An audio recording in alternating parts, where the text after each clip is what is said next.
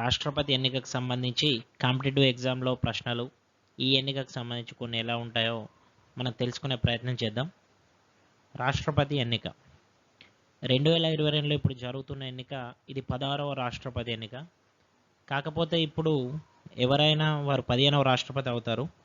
బాబు రాజేంద్ర ప్రసాద్ గారు భారత మొట్టమొదటి రాష్ట్రపతి, 2 సార్లు భారత అత్యున్నత పదవిలో కొనసాగడం జరిగింది. వారి తర్వాత ఎవరు 2 సార్లు రాష్ట్రపతి కాలేదు. ఈసారి అభ్యర్థులు చూసుకున్నట్లయితే అధికార ఎన్డీఏ పక్షాన ద్రౌపది ముర్ము, ఒరిస్సాకు చెందిన ఆదివాసి అంటే వనవాసి మహిళ, ఈమె సంతాల్ తెగకు చెందిన మహిళ. ప్రతిపక్ష పార్టీల అభ్యర్థిగా యశ్వంత్ సిన్హా పోటీలో ఉన్నారు. ఇక్కడ రాష్ట్రపతి ఎన్నికలకు అభ్యర్థుల యొక్క అర్హతలు మనం చూసుకున్నట్లయితే 30 సంవత్సరాల వయసు ఉండాలి, భారత పౌరులై ఉండాలి, లోక్సభ అభ్యర్థికి ఉండే అర్హతలు అన్నీ ఉండాలి. ఆఫీసర్ డ్యూటీ అలాంటివి ఏవి ఉండకూడదు.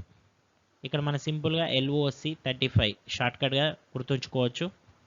లోక్సభకి equal, office of citizen of India 35. ఇలా నిర్వహణ, ఎలక్షన్ నిర్వహణ కేంద్ర ఎన్నికల సంఘం చేస్తుంది.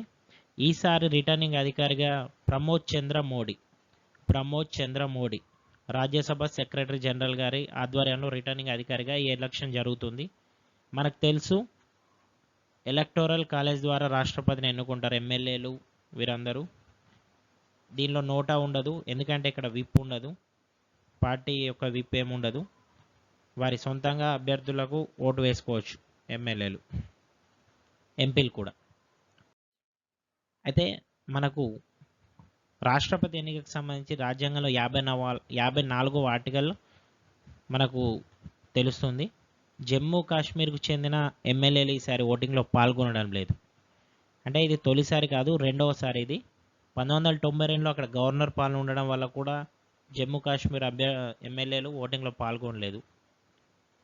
అయితే 70వ రాజ్యాంగ సవరణ ద్వారా ఢిల్లీ, పుదుచ్చేరి ఈ ఎలక్షన్స్లో పాల్గొంటున్నాయి 1992 నుండి.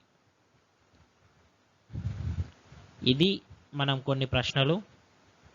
ఇంకా దీని మీద, ఇలాంటి ప్రశ్నల మీద మీకు ఇంకా వీడియో కావాలంటే కామెంట్ చేయండి, మేము మరింత సమాచారం అందించే ప్రయత్నం చేద్దాం. Thank you.